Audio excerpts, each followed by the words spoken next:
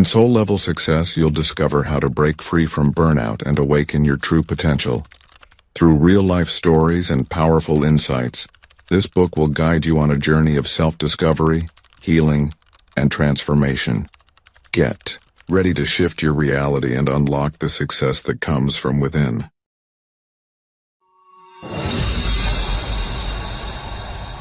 Soul-level success.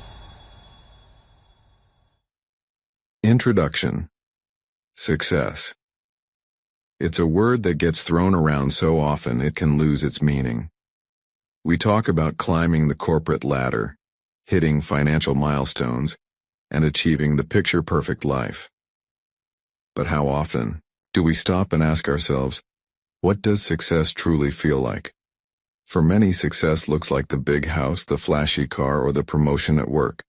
We're told to hustle, grind, and sacrifice everything to reach the top, but somewhere along the way we start to wonder if it's worth it. We hit walls. We burn out. We wonder, is this all there is? That's when we're faced with a choice. Keep going the way we've always gone, or listen to the whisper that calls us towards something deeper, something more authentic. In soul level success, we take a different approach to what it means to thrive. We're going to explore success not from the outside in, but from the inside out. This is about discovering the truth of who you are, reconnecting with your soul's purpose, and learning to live from that place of deep alignment. It's about awakening to the wisdom that has always been inside you, but often gets buried beneath the weight of daily life. This journey isn't about abandoning your goals or dreams. In fact, it's about finding a way to achieve success that is sustainable, fulfilling, and most importantly, true to who you are at the core.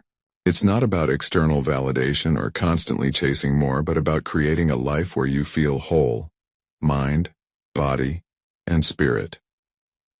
In each chapter, you'll meet real people, like Emma, the nurse in Austin who nearly collapsed under the weight of burnout, or Darren, the Detroit executive who had everything yet felt empty inside. Through their stories, you'll see how success often rises from the most unexpected places, and how the whispers that guide us through our darkest moments can lead us to the light. These stories are not just for inspiration. They are blueprints for action, each one carrying practical lessons you can apply to your own life.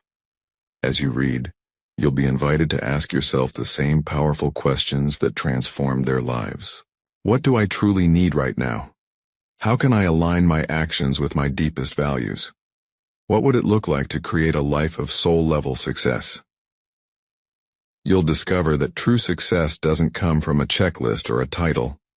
It comes from a deep sense of knowing and trusting yourself. It comes when you believe that your soul is worthy of a life that feels expansive and meaningful, not just functional. The journey to soul-level success isn't easy. It takes courage, patience, and a willingness to be vulnerable, but it also holds the promise of a life that feels deeply satisfying and completely your own. When you choose to listen to the whispers inside you, to pause and tune in to what your soul is calling for, everything begins to shift. Reality bends when belief begins, and when you believe that you are worthy of more than burnout and endless striving, the world around you will begin to reflect that truth. Let's take that first step together. Let's explore what true success feels like when we stop running and start living. Chapter 1. The Whisper in the Dark. Emma sat alone in her car under the flickering lights of the Austin hospital parking garage, the night still clinging to her skin after another endless shift, her scrubs soaked in the ache of yet another loss. Mr. Jacobs, a gentle soul with pancreatic cancer, who had slipped away quietly just hours ago while she held his hand and whispered, "You're not alone," though she had never felt more hollow herself. Her hands gripped the steering wheel, knuckles white, heart thudding like it was trying to escape the weight pressing against her chest, and she stared straight ahead into the concrete silence, frozen, not from fear, but from something deeper, heavier, a kind of soul numbness that made breathing feel optional. The hospital was still behind her, full of lights and alarms and sterile urgency. But out here, in the early hours of Austin's sleeping city, she heard something she hadn't in months. Stillness. And in that stillness, a whisper not from the outside world but from the quietest part of herself. A sacred echo asking, "What do you truly need right now?" She didn't answer right away. Instead, she let the question hang in the air like a fragile thread, something too soft to touch and too important to ignore. And then slowly, with her eyes still locked on the dashboard, she exhaled and whispered back, "I need rest. I need to feel like I matter. I need to stop pretending I'm okay." That was the moment something shifted. Not dramatically, not with tears or fireworks, but like a gear that had rusted in place suddenly moving again, slow and stubborn but certain, and it was in that crack of awareness that she found her first step forward. Emma didn't quit her job or buy a one-way ticket to Bali. She went home before the sun came up, made herself a real breakfast, turned off her phone and slept, not out of laziness but out of self-respect. And when she woke, she didn't rush to check schedules or messages. She just laid there, hand on her chest, asking again, "What do I need right now?" Some days the answer was as small as drinking water or opening a window. Other days it was bolder. Calling her sister, signing up for a trauma-informed yoga class, talking to her supervisor about a leave of absence. But each answer was a brick in the path back to herself. And with every step, the whisper inside her grew louder, steadier, until it became a voice of its own. She had thought burnout was just part of being a nurse, just the cost of helping others. But now she saw the truth. She mattered too, and when she believed that, her entire life began to reorient around something softer, wiser, and stronger. She returned to nursing weeks later, not with blind duty but with a new kind of clarity. She set boundaries, said no when she needed to, mentored new nurses who were burning out like she once had, and began writing online about healing from the inside out. Her words rippling across the internet like balm for others just like her. She wasn't trying to be inspirational, she was simply telling the truth. And her truth was this: reality bends when belief begins, and belief began in the quiet of a dark parking lot when she chose, for the first time in too long, to pause and ask herself a question that wasn't about anyone else. That's where healing starts, not with perfection or dramatic escapes, but with one small moment of honesty in the middle of the mess, and the courage to answer a whisper most of us have learned to ignore. Chapter 2. When It All Fell Apart. Darren stared at the cracked windshield of his 2006 Toyota Camry, his breath fogging up the glass as the Detroit night pressed in around him like a silent, suffocating witness to everything he had lost. His, startup gone in a blaze of debt and investor betrayal, his wife walking out with a single suitcase and a whisper of, "I can't do this anymore," and his house foreclosed, the keys dropped on a lawyer's desk like an afterthought. 6 months. That's all it took for his whole life to implode. He curled up in the back seat, hoodie pulled tight, cold creeping into his bones, but even the sharp ache in his spine couldn't numb the hollowness inside. A question echoing, louder than the sirens outside or the humiliation gnawing at his pride. Who am I now? He had built his identity on titles: CEO, husband, provider, but stripped of everything, alone with no LinkedIn bio that mattered, he felt like a ghost in his own skin, invisible to the world that once praised him. The turning point didn't come with a big moment or movie scene revelation. It came at a gas station, 3 a.m., eating dry granola bars and staring at his reflection in the restroom mirror. Eyes sunken, jaw clenched, soul flickering. And in that blurry glass, he saw not a failure, but a man still standing. He walked back to his car that night and wrote in a battered notebook, "Who am I without my titles?" And for once the page didn't stay blank. Words came, messy, painful, honest. I am someone who keeps going. I am someone who learns. I am still here. That night didn't erase the pain, but it cracked open something deeper, a new definition of success, not built on net worth or public applause, but on grit, humility, and soul-level truth. He stopped chasing fixes and started building habits, small, gritty, human ones. Daily journaling under dim streetlights, reaching out to estranged friends, applying for temp jobs without shame, and attending free community therapy sessions at a local shelter. He picked up warehouse shifts, volunteered at food banks, slept wherever he could safely park, and wrote every morning, rebuilding not his resume but his spirit. Slowly, painfully, Darren reclaimed something that no market crash or divorce decree could take: his belief. And belief, he discovered, doesn't just change circumstances. Belief changes reality. It doesn't fix everything overnight, but it ignites something powerful inside, a reason to rise, to try, to hope again. Within a year, he wasn't in the car anymore. He had a shared apartment, a small freelance gig doing startup advising, and a podcast he launched from borrowed gear, called Stripped to the Core, where he interviewed others who had lost everything and found more. His listeners didn't need polished advice, they needed his truth. They needed to hear that it was okay to fall apart, and even more okay to begin again. Darren didn't climb back to his old life. He rose into a new one, rawer, but more real. Because when it all fell apart, what survived wasn't his title. It was his soul, stripped bare and still breathing. And it was in that brutal simplicity that he found something more valuable than prestige: purpose.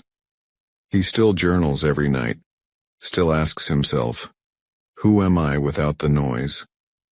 And every time he remembers that reality bends when belief begins, he doesn't feel shame for sleeping in his car. He feels reverence for the man who woke up in it. Chapter 3. Unfollow the Fear. Lena sat at her desk in her cramped Brooklyn apartment, the glow of her computer screen illuminating the late-night hours as she hunched over yet another client project, her hands moving mechanically, eyes tired but never quite resting. At 26, she was living the dream, or so she thought. A successful graphic designer by day, but inside, the dream she'd buried under deadlines and parental expectations still danced in the shadows. For as long as she could remember, Lena's parents, immigrants from the Philippines, had emphasized one thing above all: security. You don't follow whims or risky passions when you're fighting for stability.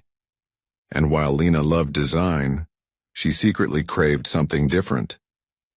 The music that played softly in the background of her apartment wasn't just noise, it was her soul calling. Dance had always been her first love, the rhythm in her bones, the freedom in her heart. But she hid that part of herself for years, believing it would disappoint her parents, break their hearts, and somehow make her unworthy. The pressure of being the good daughter who made them proud weighed heavily on her, so much that her dream of dancing in a studio, of expressing herself freely, seemed like a distant fantasy, not a possibility. But one evening, after a long day of design work that felt emptier than usual, Lena sat in the quiet of her room, feeling the tug of something deeper, her dream, still alive, still calling. She closed her eyes and imagined what it would feel like to just say yes to herself, to reclaim the rhythm, the passion, the joy. She could almost see it, herself, leaping across a dance floor, her body moving with grace and freedom. She opened her eyes, and for the first time she let herself believe she was worthy of it. Lena took a deep breath, and in that moment she decided to act. The next day she enrolled in a dance class at a local studio, just for herself, not for anyone else. The world didn't end. Her parents didn't disown her. In fact, her heart felt lighter, freer, as if she'd finally stopped carrying a weight she wasn't meant to bear. Her parents didn't understand at first, but when they saw how much joy dancing brought her, they softened. Lena realized that by saying yes to her heart, she wasn't betraying them. She was honoring herself. She didn't need to be anyone else's version of perfect. She needed to be her own. Lena continued to balance her design work and dance, but with a newfound confidence. She said no to things that didn't serve her. Late-night work meetings that stole her time, toxic relationships that drained her energy, and the fear that had once held her hostage. She took up more dance classes, posted videos online, and even started performing at small local events.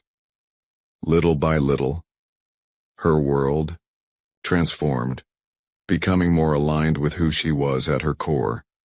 And every time she said yes to herself, the fear quieted just a little more. Lena reclaims her dream, and reality bends. What once felt impossible became not only possible but her new truth. And in the quiet moments when she danced, she could feel it. That freedom that only comes when you stop abandoning yourself for others. The fear no longer controlled her. She had unfollowed it. This week, say no to something that doesn't align with you, whether it's a task, a request, or an expectation from someone else. Trust that saying no is an act of saying yes to yourself. Chapter 4. What Stillness Reveals. Marcus, 41, sat in the dim light of his Oakland apartment, his legs crossed on the hardwood floor, eyes closed, hands resting gently on his knees. The panic attack that had brought him to this moment, his chest tight, heart hammering as if trying to escape his body, was still fresh in his mind, though the physical symptoms had long faded. It was late afternoon, and the chaos of his day had settled into a quiet that felt almost foreign. He had been a father for 10 years, a husband for 12, always in motion, working long hours at the tech company, meeting deadlines, making dinner, checking homework, fixing broken sinks. He had never been one to slow down, not even when his wife Julia suggested he take time for himself. "You need a break," she'd said, but Marcus had always brushed it off. Until that panic attack hit, out of nowhere, a crushing wave of fear and disconnection that left him gasping for breath in the middle of a meeting. That was the wake-up call, that moment of vulnerability, and it was in that exact moment that Marcus knew something had to change. But where? How? So he Googled, like most of us do when we're desperate, how to meditate. There were articles, videos, apps, all promising relief. But it wasn't until he sat down in his quiet apartment by himself that something in him shifted. He set a 3-minute timer, feeling ridiculous at first, like he was wasting time. He had so many things to do. His mind screamed at him, "Don't, just sit there." But he closed his eyes anyway. And slowly, as the seconds ticked away, something strange began to happen. At first it was just silence, a stark contrast to his usual noise-filled world. But then, buried in that silence, something emerged. A quiet whisper from deep within him. The flood of emotions that had been hiding for years, grief, fear, regret, came rushing to the surface, flooding his mind. He had always been so busy, so consumed with responsibilities, that he never allowed himself to feel. The death of his father when he was 16, the strain of an unresolved argument with his brother, the guilt he carried from a moment in his life where he'd chosen his career over his own mental health. For the first time, Marcus felt the weight of all that grief, and instead of recoiling from it, He sat with it. He listened. He let the tears come, the sorrow, the release of things he didn't even know he was holding. In the stillness, Marcus found clarity. Clarity that the panic attack wasn't just a random event, but the body's way of shouting at him, begging him to feel, to slow down long enough to face the wounds that had festered under the surface. He didn't need to have it all figured out in that moment. But he knew he needed more of this. More stillness, more silence, more listening. And slowly the belief that he could heal began to form. He could breathe through the pain. He could take a step back and choose to be present with himself and his family in a way he hadn't been able to before. Stillness became the seed of belief and change. Marcus started carving out small pockets of time for meditation every day, 3 minutes here, 5 minutes there. He wasn't perfect at it, but he didn't need to be. What mattered was that he was showing up for himself, and with each practice, the weight he carried lifted just a little more. His relationships with his wife and kids deepened as he became more present, more whole. His career, too, shifted. He began making decisions that honored both his work and his well-being. The panic attacks never came back, but Marcus learned to listen to the whispers of his body before they did. Now he could hear them clearly. Slow down, breathe, be here. And he trusted them. Today he was a father, a husband, a man who had finally learned to pause and listen to what stillness had to reveal. Set a timer for just 3 minutes today. Sit down, close your eyes, and breathe deeply.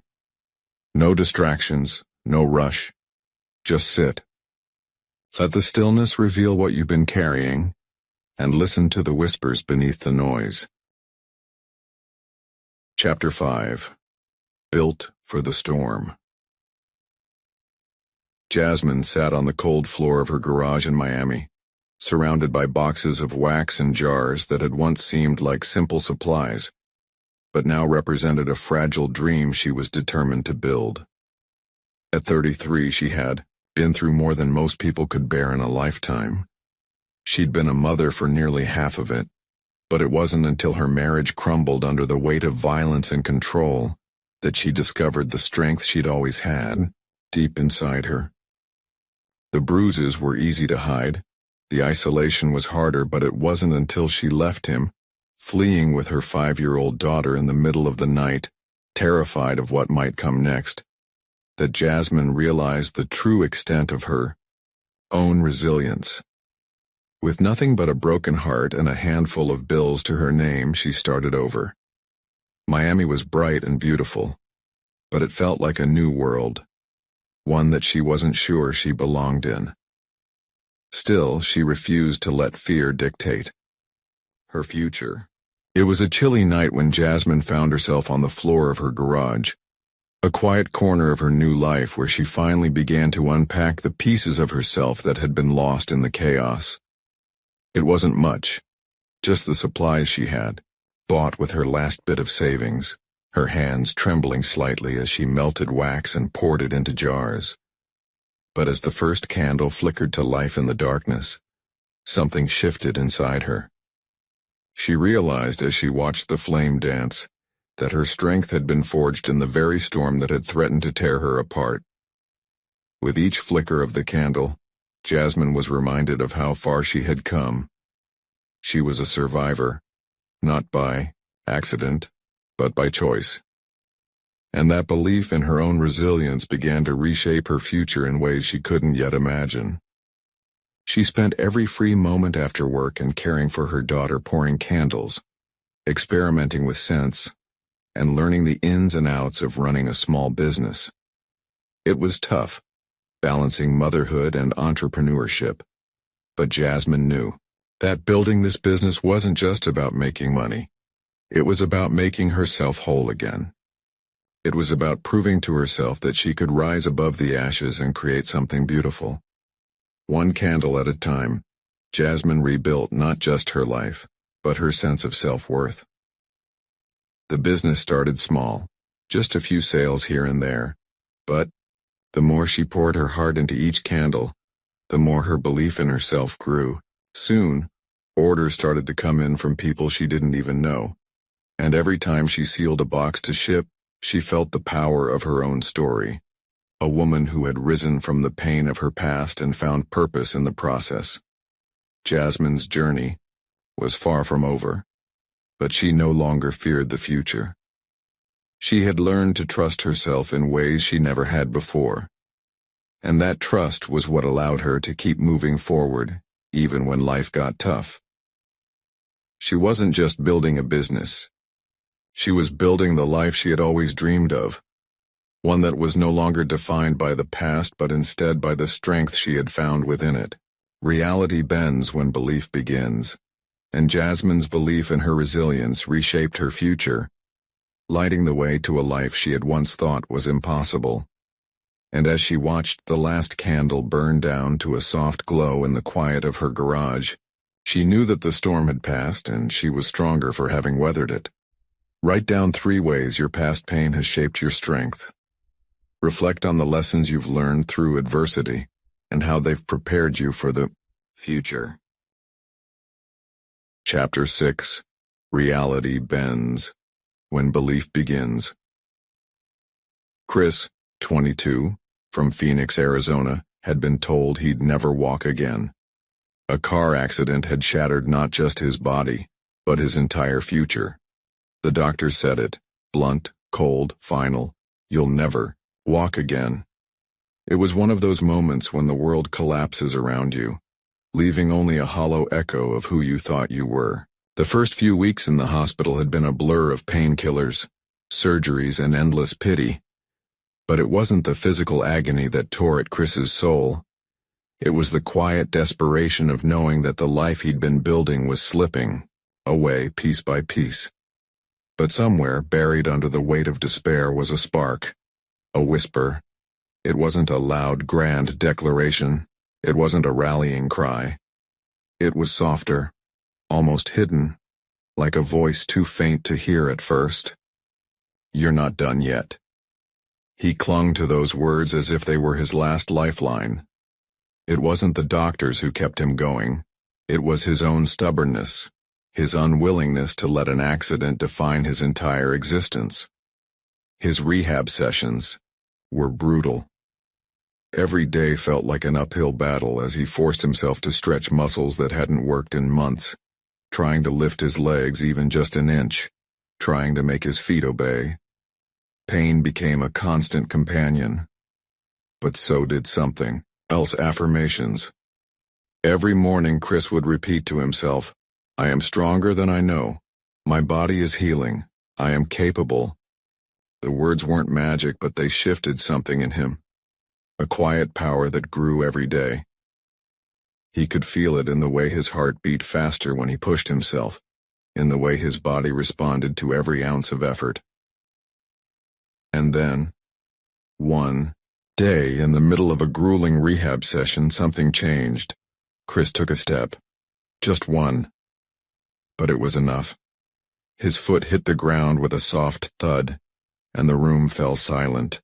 His physical therapist, who had been watching with cautious hope, looked at him, her eyes wide. "Chris," she said softly, "you just took a step." Tears flooded his eyes, not from the pain, but from the realization that this moment, this victory was his, and it had come because he refused to stop believing. He wasn't a miracle nor a superhuman. He was just a guy who chose to believe against all odds that his body could heal.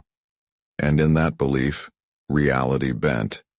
He took his first steps in the college gym, surrounded by classmates who had watched him go from a wheelchair to this moment. They cheered as he walked slowly, deliberately, but with a quiet strength that spoke volumes. This was the turning point. This was where everything changed for Chris. He knew that walking wasn't just about movement. It was about the power of self-belief. In that moment he understood, when belief begins, reality follows.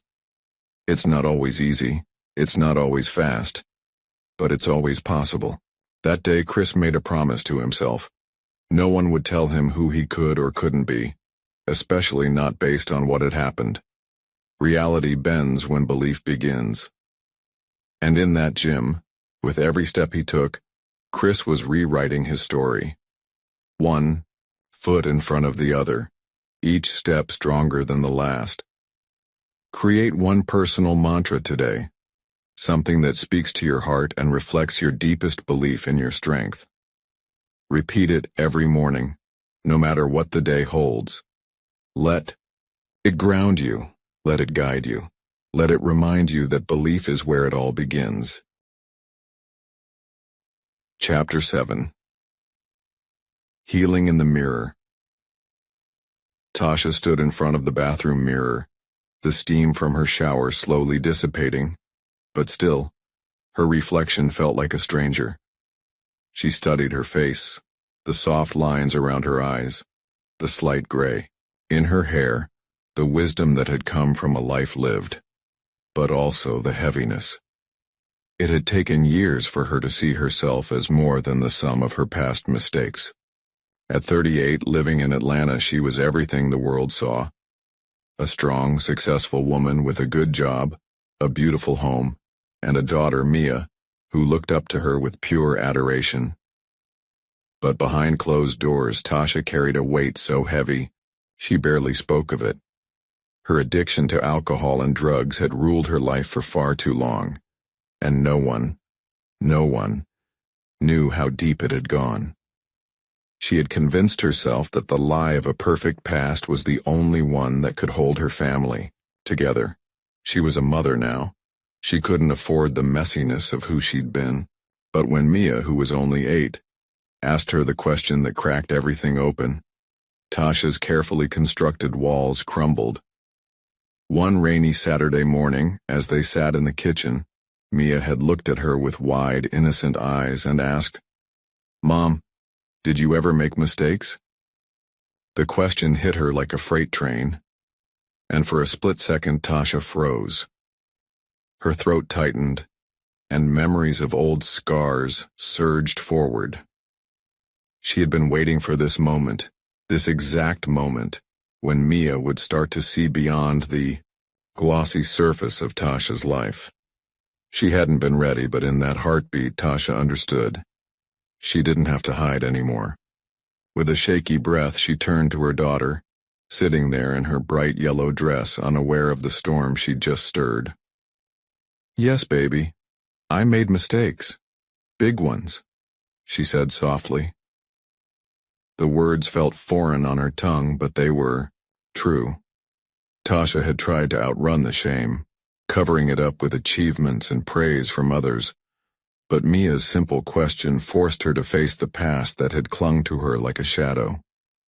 Tasha's heart pounded, the old guilt rushing in. But then she did something she had never done before. She forgave herself. In that moment, looking into Mia's trusting face, Tasha realized that her worth wasn't determined by the mistakes she'd made. It was determined by how she chose to heal, to move forward, and to love herself. Belief in her worth rewrote her story. That day, Tasha sat down with her daughter and for the first time, told her about the struggles she had hidden for so long. She shared her journey of recovery, the darkness she had come from, and the strength it took to walk away from that life. She didn't hide the truth anymore, because the truth was the key to setting herself free. In the following days, Tasha continued to open up to her family, slowly shedding the layers of shame that had weighed her down for years. It wasn't easy. It wasn't a quick fix. But it was real. And it was her. Healing didn't come in one big revelation or a single moment of clarity. It came in small steps. The real healing began when Tasha started to see herself with compassion, acknowledging her past but refusing to let it define her. Every time the shame whispered that she was unworthy, she countered it with her own truth. I am worthy. I am whole. I am enough. Each morning she stood in front of that same mirror, now with a different view, telling herself that she forgave the woman she had once been. And in doing so, she became the woman she had always wanted to be. Practice. Stand in front of a mirror and say aloud, "I forgive myself for who I used to be." Let the words settle into your heart. Believe them. Reality bends when belief begins. When Tasha spoke these words, her reality shifted, and the woman who stood in the mirror no longer carried the weight of her past. She carried the power of her future. Chapter 8. The Fire That Refined Me. Alec, 44, sat in the kitchen of his Denver home, the morning light slicing through the blinds, but it couldn't reach the heaviness in his heart. He had just lost his younger sister, Layla, to a sudden car accident. The shock still reverberated through his bones, making the world feel distant and unkind, like an unjust punishment he didn't deserve. He had been the older sibling, the protector, the one who always knew what to say, but this loss, this cold, relentless void was something he couldn't fix. He paced the kitchen floor, the quiet of the morning amplifying his rage, his heartache. "Why, God? Why her?" he shouted, slamming his fist on the counter so hard it made the coffee mug rattle. His breath came in angry bursts, his thoughts spiraling, trying to make sense of something that couldn't be understood. Why didn't you save her? His belief, once steady and unwavering, now felt like a fragile thread, snapped by the sharpness of his grief. For days, he cursed the sky, the universe, and whatever higher power he had once trusted. Nothing made sense. The world didn't seem fair anymore. But then, in the quiet aftermath of his fury, something shifted. It wasn't instant, and it wasn't a peaceful surrender. It was more like a reluctant opening, a tiny crack in the stone wall of his anger, and inside that crack a voice whispered, "Let go. Let go of the need to control the pain. Let go of the need to understand every answer. Let go of the need to know why things happen." It wasn't surrender in the way he had imagined it. It didn't feel like giving up. It felt like the first step toward healing, even if it was just a small, shaky step. Alec closed his eyes, his breath still ragged. But now he was listening to that whisper.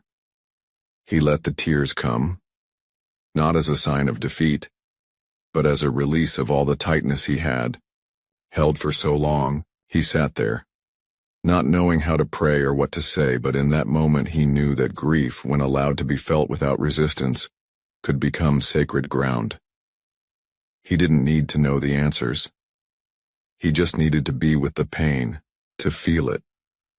And in doing so, something in him began to shift, and his heart, once hardened by anger and confusion, began to soften, and that softening, that letting go, became the doorway to something deeper, a new belief, a new way of being.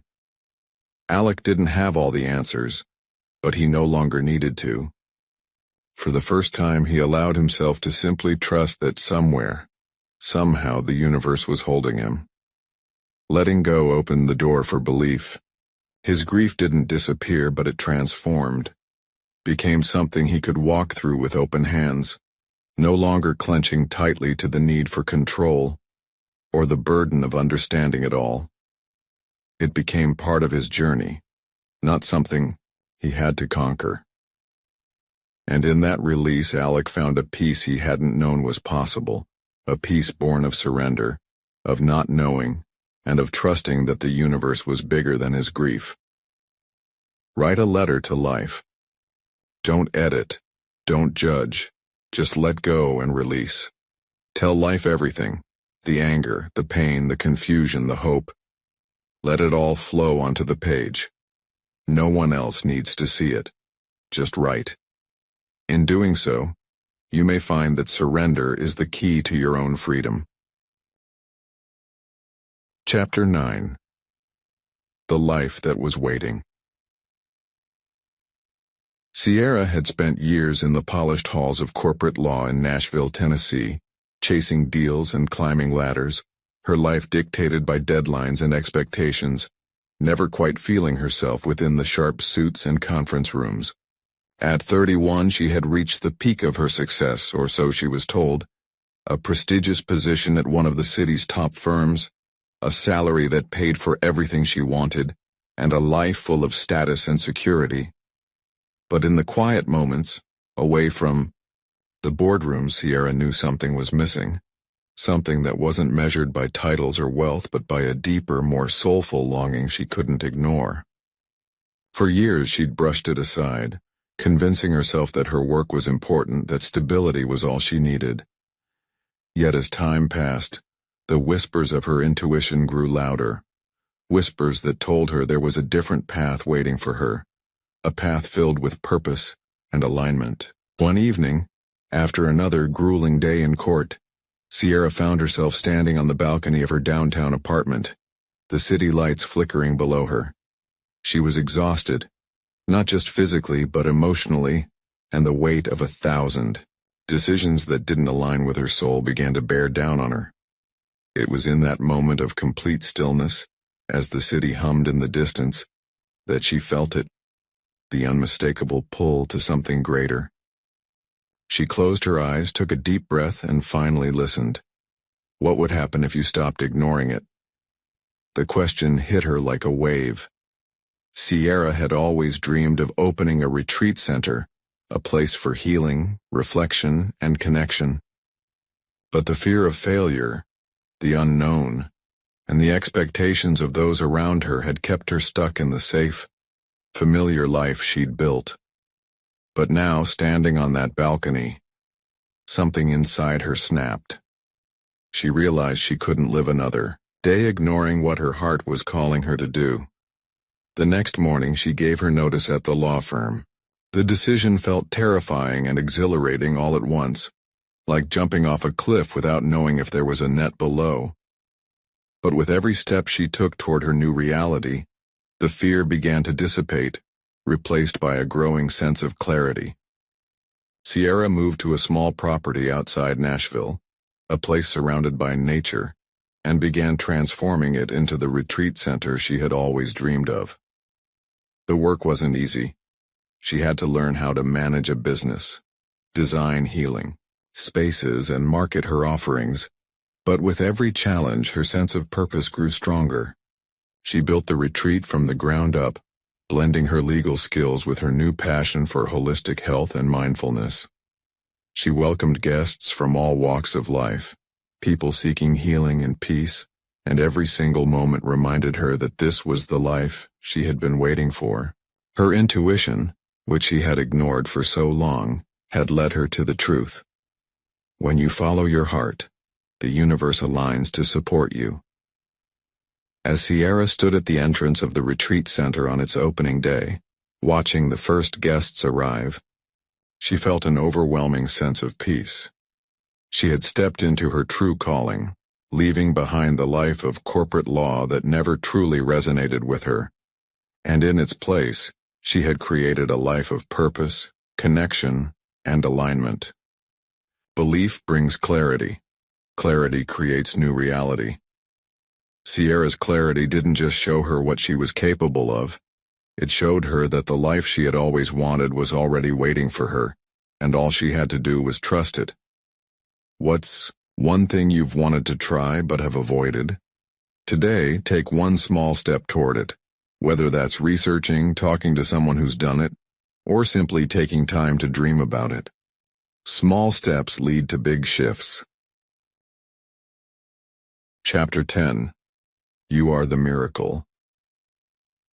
The room was quiet, but the energy inside it was palpable, charged with something deeper than just words, something like an awakening, a deep-rooted knowing.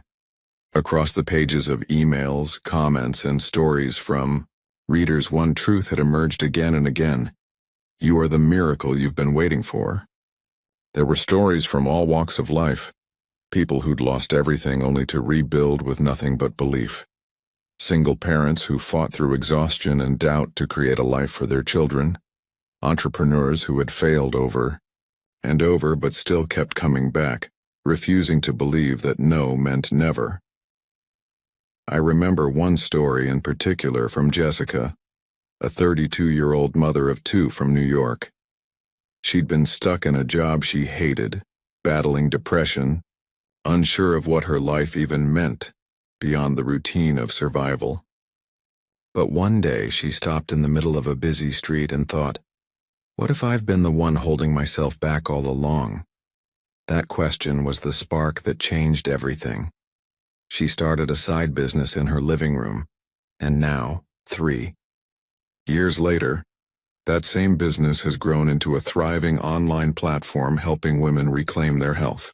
Then there was James, a 45-year-old teacher in Oregon, who had been told his lifelong dream of becoming a writer was impossible. At 40, he enrolled in a writing course as a personal challenge. Now, he's not only published 3 books, but also mentors young writers who, like him, had been told to get real. These stories and so many others were reminders that every single person who reads this, every person who is here, is proof that the impossible can be done, that the only thing standing between where you are now and where you want to be is the belief that it's possible. You are the miracle not because you've never faced difficulty, but because you've made it through every storm you've ever encountered, and you're still standing. You are not the sum of your failures. You are the product of your resilience.